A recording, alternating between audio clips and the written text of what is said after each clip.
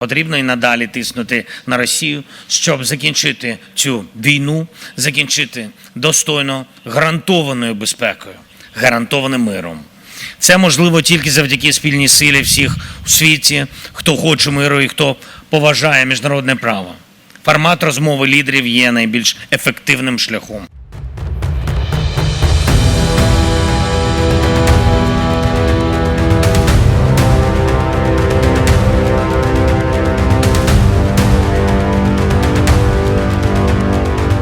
To meet for Zelensky to have another opportunity to be on stage is not what we believe is useful. We are not against him playing games and playing various shows, but it is not going to resolve the issue because he publicly stated that he is not going to discuss any territories, thus challenging President Trump, and other American colleagues who stated the territorial issue must be on the table.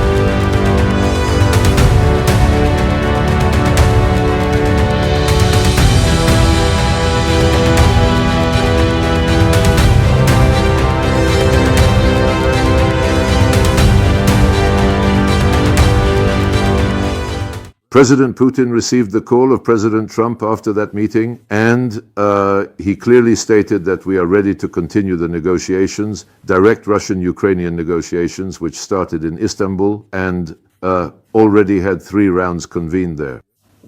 And he said that meetings at the top level, the summit meetings, especially between the leaders of Russia and Ukraine, must be very well prepared, so preparatory process must be agreed.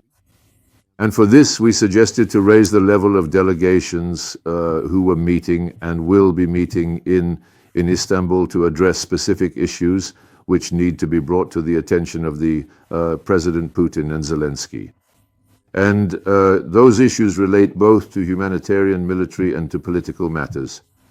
Last time our delegations met in Istanbul, we suggested to create 3 working groups, including on political matters. More than 1 month's passed already. There is no response from the Ukrainian side.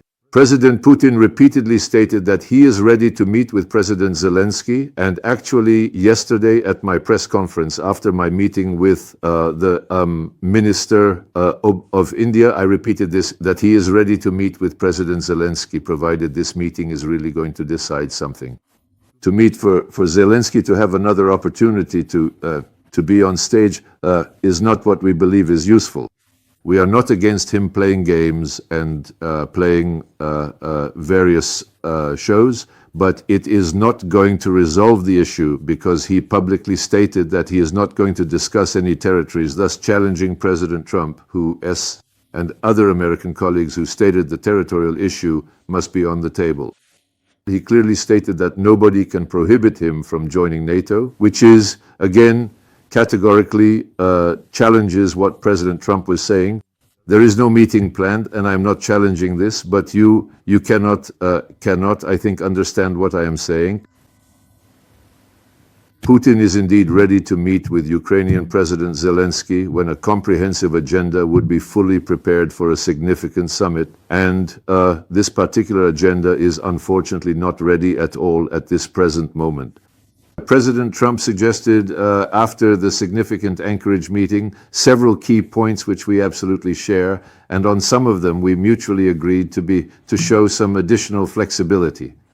When President Trump brought those issues to the meeting in Washington with Zelensky present together with his European sponsors, he clearly indicated, it was very clear to everybody that there are several principles which Washington believes must be accepted, including no NATO membership, including the discussion of territorial issues, and Zelensky said no to everything.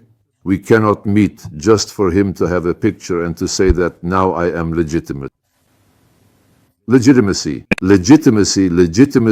is another matter, because irrespective of when this meeting might take place, and it must be very well prepared, the issue of who is going to sign the deal on Ukrainian side is a very serious issue.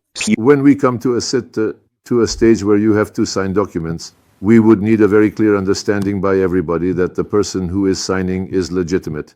And according to the Ukrainian constitution, Mr. Zelensky is not at the moment.